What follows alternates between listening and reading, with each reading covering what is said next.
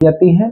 मित्रों, 6ठी शताब्दी ईसा पूर्व जो धार्मिक आंदोलन हुआ था, यह कहीं न कहीं से वैदिक धर्म के विरोध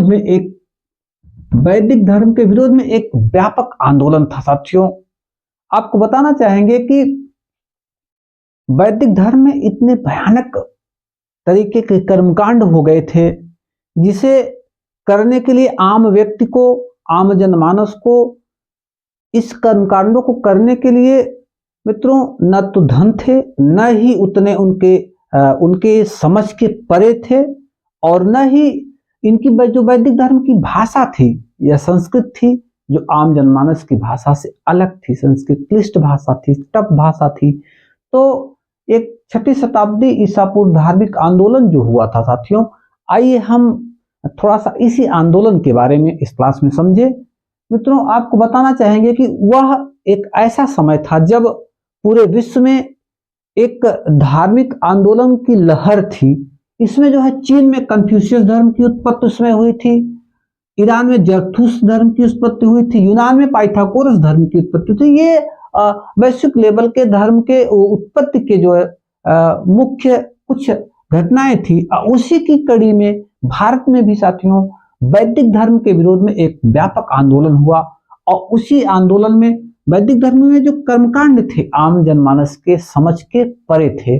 लोग एक अलग धर्म की तलाश में भटक रहे थे कि कोई ऐसा धर्म सामने आए जो कर्मकांडों से मुक्त हो। और दूसरे नंबर पे आता है वैदिक धर्म में भेदभाव था। मित्रों, वैदिक धर्म में यदि ऋग्वेद में तो यह भेदभाव नहीं मिलता, लेकिन उत्तर वैदिक धर्म में भेदभाव के अनेक जो है रीजन दिखाई देने लगे साथियों, जिसमें जो है ब्राह्मण, क्षत्रिय, वैश्य, शूद्रों की स्थिति बहुत ही खराब हो गई थी।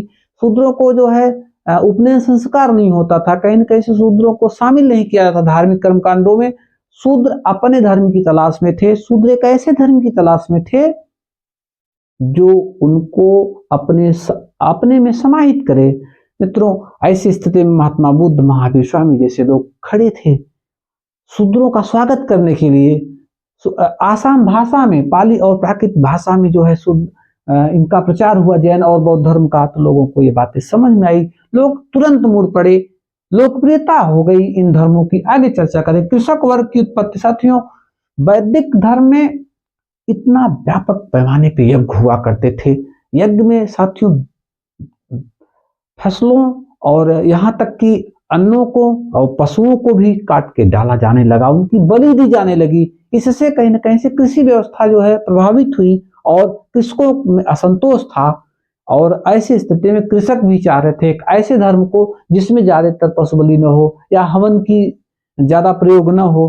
तो ऐसी स्थिति में बौद्ध, जैन ये स्वागत के लिए खड़े थे। आगे साथियों, जैन और बौद्ध धर्म में एक लोकप्रियता इतनी व्यापक पैमाने पे थी कि लोकप्रियता की वजह से लोग बौद्ध और जैन धर्म की तरफ मुड़ गए। मित्रों, जो 6ठी शताब्दी ईसा पूर्व में कुछ धर्म भारत में जो चर्चित हुए, उस समय पैदा हुए, वो उनमें से प्रमुखतः पूरन कश्यप घोर अक्रियावादी, मक्खलीपुत्र गोसाल आजीवक की स्थापना भाग्यवादी, नियतिवादी, जो भाग्य में है वो कहीं नहीं जाएगा, जो नियत में है वो कहीं नहीं जाएगा, ऐसा गोसाल ने कहा। अजित केशकम्बिल भौतिकवादी थे।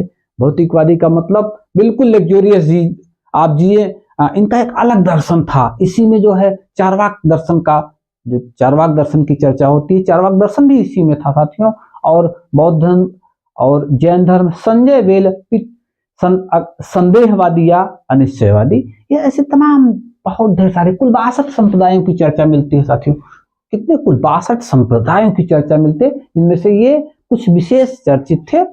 तो ये कहीं ना कहीं से एक ऐसे धर्म थे जो वैदिक धर्म के विरोध में पैदा हुए थे, वैदिक धर्म के अगेंस्ट में पैदा हुए थे, और ये भारत में लोकप्रिय भी हुए, चर्चित भी हुए।